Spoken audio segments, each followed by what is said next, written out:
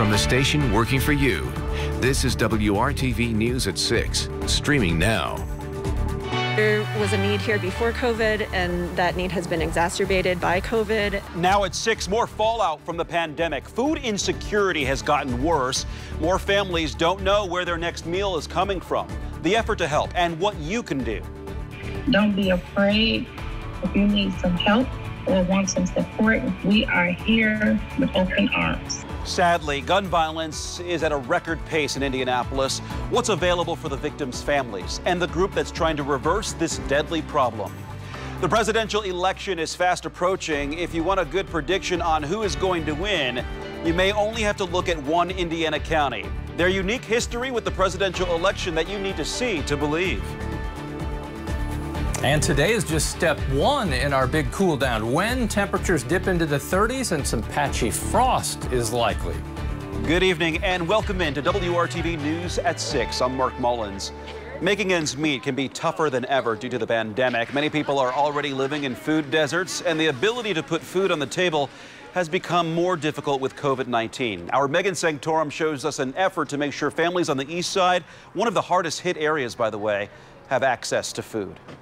Community leaders say the need in this neighborhood continues to grow. Today, they're hoping to feed at least 160 families. How many families? One by one, they lined up. Boxes and bags all filled with food. And now going home with families in need. I don't come to stuff like this unless I know that I need to. Families like Jessica Ford's. It's been rough because my fiance was working and he got laid off for a little bit. This mother of two says she recently lost her benefits as well, and she worries every day about being able to put food on the table for her young boys. Even with this going on, I still worry about that. She says she canceled her cell phone service and is delaying car repairs. She's not alone.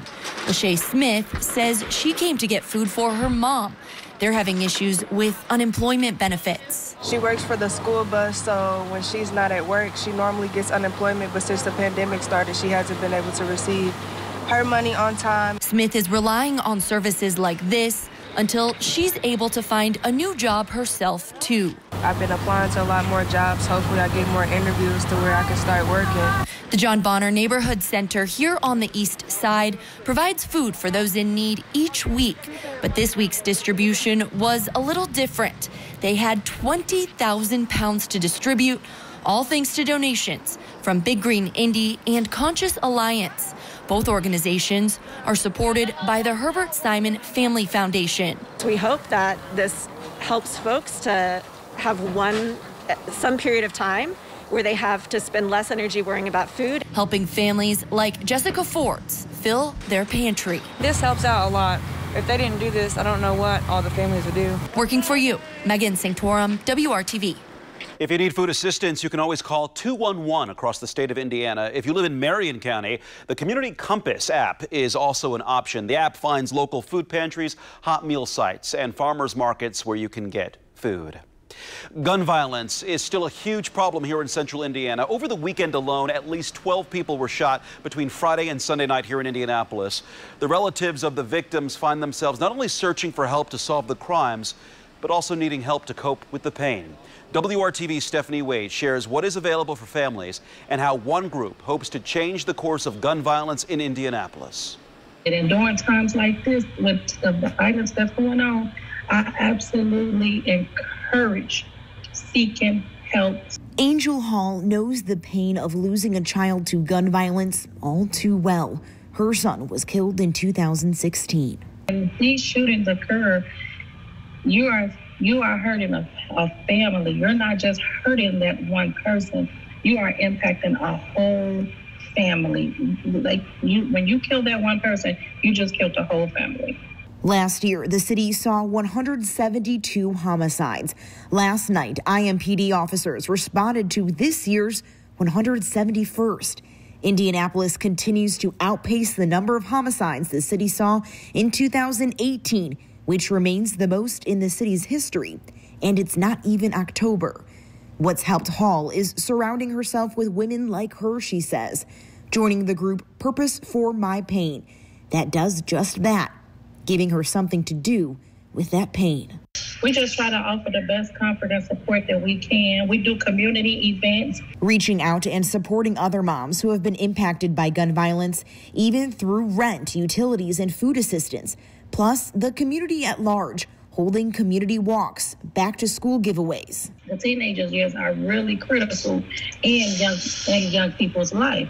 And I think just by them not being involved in anything in the schools and the fundings is not available, that does plays a big part on how they divert to the streets. Trying to give young people hope, something to do, and something to believe in. They charge so much that parents can't afford. Like, you can't afford to send them to a basketball camp or a football camp because they're charging. Trying to give back to the community, especially those who are hurting just like them. But you can't give up. You can't give up. You can't give up. Stephanie Wade, WRTV. You can get involved with Purpose for My Pain on Facebook or by calling the number there on your screen. It's 317-983-1418. And if you have any information about any of the shootings over the weekend, IMPD is asking you to call Crime Stoppers. That number is 317-262-TIPS. It's not just the number of homicides that's concerning. IMPD says as of September 4th, 434 people have been victims of non-fatal shootings in Indianapolis in 2020, meaning they were shot and survived. As of September 4th in 2019, there were 350 non-fatal shooting victims. So this year's pace is much faster than last year's. Right now, Indiana State Police need your help to find 4 shootings that happened in the Indianapolis area interstates over the past 3 days. They're looking for the suspects. State police say 1 person was shot and at least 4 vehicles were damaged in the shootings. Investigators tell us it does not appear any of the shootings are related, but it is likely 3 of the 4 shootings began as road rage incidents. Now, the first shooting happened around 3:30 Friday afternoon on I-465 near Harding Street. No one was injured in this incident. The second shooting happened hours later at 10:15 Friday night when someone fired at 2 17-year-olds on I-465 near Emerson Avenue. Neither teen suffered any gunshot wounds. Then around 4:30 Saturday afternoon, someone shot at a semi-truck on I-74 westbound west of I-465. The driver was not hurt. A 4th shooting happened at 2:30 this morning. Someone fired shots at and hit an 18-year-old man on I-465 northbound near I-65 on the west side. A bystander took that man to the hospital. If you have any information about any of these incidents, call Crime Stoppers at 317-262-TIPS. Again, investigators say 3 of the 4 shootings were likely cases of road rage. State police say you should never engage in road rage for this very reason. Democracy 2020 and the race for the White House. Call it an indicator. Call it a predictor. For about 107,000 people in western Indiana, they call it home. For more than a century, Vigo County voters have had a knack for picking the presidential victor. On the western edge of Indiana, I-70 is the high-speed road stretching through Vigo County, the place that seems to also know the road to the White House. For over 100 years, though, there's a good streak of a correlation between how the county votes and how the nation votes. Dr. Matthew Bergbauer is a political science professor at Indiana State University in Terre, Haute in Vigo County and an author. When Trump's elected in 2016, Vigo County voted for Trump. And when Barack Obama won in 2008, Vigo County went for Barack Obama. Since the 1890s, Vigo County proves it's got a winning streak, swaying between red and blue in presidential elections and typically selecting the victor. People do like to voice their opinions here on what they want. Daniel Mahan hears the ballot box chatter while he's on the job at this downtown Terre Haute barbershop. There's more people that I feel like has been talking about leaning toward the Democratic side than the Republican side. Me personally, I'm not neither. Whoever I feel would benefit me the best is who I would vote for. Any predictions on which way it's going to sway? Oh, it's going to go Republican. Vigo County native Dale Garlock is retired, spending time working on house projects. He knew all about Vigo County's bellwether status and shared the issues he's paying close attention to in this election. Right now, I think there's a lot of talk about health care and also about a financial situation. The trend here of selecting the winning president more than a century strong is an anomaly since Vigo County's demographics don't completely mirror the nation. Dr. Bergbauer points out, and the Census Department confirms, Vigo County is more white than average when it comes to racial makeup. The income level here is below average, and though the county is home to ISU and a couple of other colleges, the average resident does not have a college-level education, according to Dr. Bergbauer. But the professor highlighted a parallel running between this small Hoosier County and the nation. But there is a thing called party ID. And we know that the nation's been pretty evenly split on party ID for quite a while now. We can pick, a really red county and a really blue county in Indiana. We have Vigo County that's a really evenly split county when it comes to party ID. A county made up of both Republican-leaning rural farmers and Democratic-leaning college students in Terre Haute's urban core. We are in a time of polarizing politics, especially on the national scale, but people here in this county say that here there's at least a willingness to listen to opposing views. I think they like to listen and weigh their options, and everybody pretty much knows what they want to do anyway, but I think they still are open to, what one candidate is offering over another. It seems like people are more voiced in their opinions these days than maybe in the past, and I think that causes some controversy, but I mean, it's also kind of good to be able to hear both sides of the political spectrum too. People like to look at the national economic conditions and then their own pocketbooks and say, hey, should I reward the incumbent party or should I penalize the incumbent party with this next election? Here, often people weigh the issues and how those issues weigh on their bank accounts and livelihoods and vote accordingly, not necessarily in accordance with their party ID. I graduated college spring of last year, this last semester, and of course I got school loans, so that's a big thing on who would benefit me better on assisting like with school loans and stuff, forgiveness, stuff like that. And it's kind of just indicative of how powerful everyone's vote is. It's not really like a state-by-state thing, but it's really like a person-by-person phenomenon. So, in a county with no qualms of switching from red to blue to red again, Dr. Bergbauer has a prediction for this predictor. So will you find, Trump country here? Yes, you will. And I expect Trump to win Vigo County. The two elections in which Vigo County voters did not peg the winner include the 1908 and 1952 elections. Right here on WRTV, you can watch the first presidential debate live tomorrow night. Our coverage begins at 8 with the debate between President Trump and Joe Biden starting at 9. That's tomorrow night live here on WRTV. If you aren't registered to vote, do it now. The deadline to register is a week from today, Monday, October 5th. You absolutely need to do that to be able to vote. And then early voting begins the very next day, Tuesday, October 6th, and lasts through November 2nd. Election Day is November 3rd. If you need to take part in absentee voting by mail, you should file an application for a ballot immediately. The deadline to turn in your ballot application is October 22nd. Then when you get your absentee ballot, you must have it filled out and turned in to county election officials by noon on Election Day, which is again November 3rd. But remember, here in Indiana, not everyone can vote by mail. The state has a list of 11 reasons you can vote by mail, and if none of those reasons apply to you, you have to vote in person. However, it's important to note, if you are 65 years old or older, you can vote by mail. We have a guide to the November general election up for you right now on our website, WRTV.com. That includes all the dates you need to know in order to make sure your vote counts. Again, that's all at WRTV.com/vote in 2020. We have some breaking news just into the WRTV newsroom. The Commerce Secretary has just announced that the 2020 U.S. Census will end October 5th, despite a judge ordering it to continue to the end of October. This is according to a report from the Associated Press. Again, the Commerce Secretary says the census will end October 5th instead of at the end of October.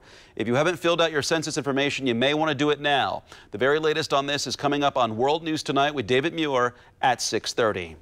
Starting today, Marion County has eased COVID-19 restrictions. A reminder now of what's changed and what stays the same. Restaurants and bars can now operate at 50% capacity indoors and up to 100% outdoors. Social distancing is still required. Museums, cultural, entertainment venues, and gyms can open at 50% capacity. Live entertainment can resume at bars, clubs, and performance venues with social distancing and a 10-foot buffer between stages and the audience. Churches and funeral homes can conduct indoor services at 75% capacity and outdoor services at no capacity limit. And masks are still required. Again, this is all for Marion County.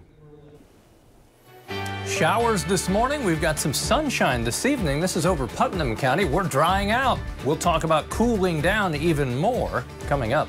The Colts made it back-to-back wins on Sunday. Can they keep it going with their next 2 games on the road? Coming up, a look back and a look ahead.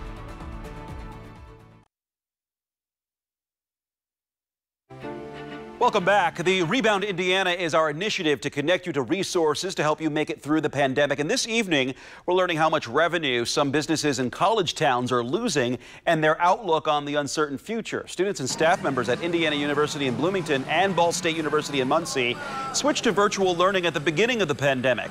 That left businesses near these campuses without some of their frequent customers.